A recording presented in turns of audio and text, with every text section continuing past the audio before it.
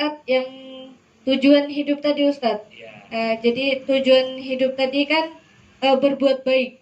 Kira-kira tadi kan sudah langsung nyambung berbuat baik yang seperti ini. Nah, kemudian Ustadz, kalau misalnya ada orang yang setelah berbuat baik begitu ya, jadi kan dia merasa seperti tenang, kemudian nyaman gitu dengan kebiasaan itu.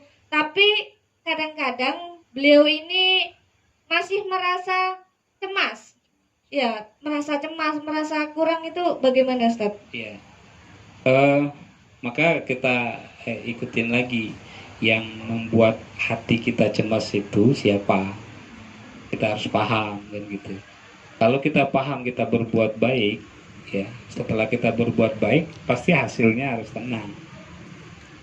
Tapi kalau kita berbuat baik masih ada kecemasan, berarti bisa itu dipengaruhi, bisa saja kita masih ragu. Nah, kenapa kita masih ragu? Bisa saja kita ikut-ikutan juga bisa berbuatnya. Ini benar apa tidak ya? Ya, gitu loh.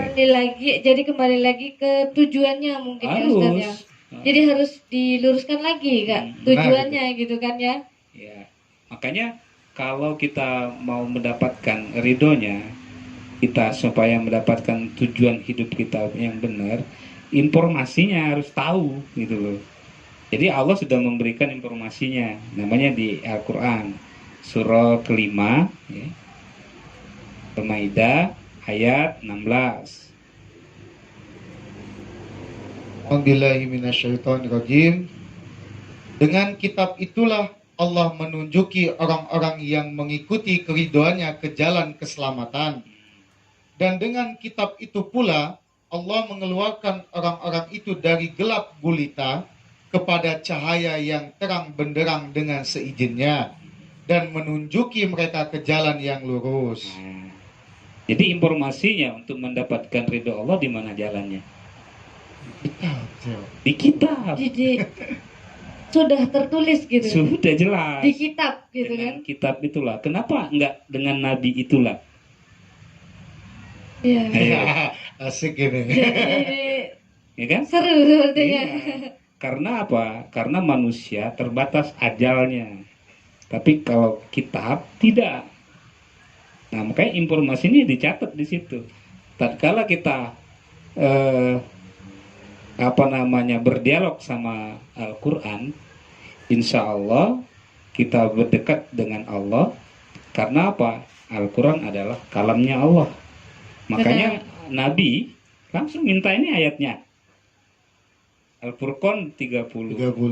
Wa qala Rasul, ya Rabbi inna qaumi ittakhadhu hadzal Qur'ana mahjura. Berkatalah Rasul, ya Tuhanku, sesungguhnya kaumku menjadikan Al-Quran itu suatu yang tidak diacuhkan. Nabi mintanya kemana? Langsung kepada Allah. Iya, Biar umatnya sepeninggalnya dia jangan jauh dari Al-Quran. Jadi Ustaz, jauh sebelum Nabi wafat, Nabi sudah tahu, Cak. Iya. Bahwasanya yang akan datang umatnya ini banyak ngacukan Al-Quran loh, Cak. Nah, Iya. Ketakutan Nabi itu. Iya. Akhirnya apa? Timbullah hadis bahwa Nabi menangis setiap malam, kakinya bengkak dengan sholatnya.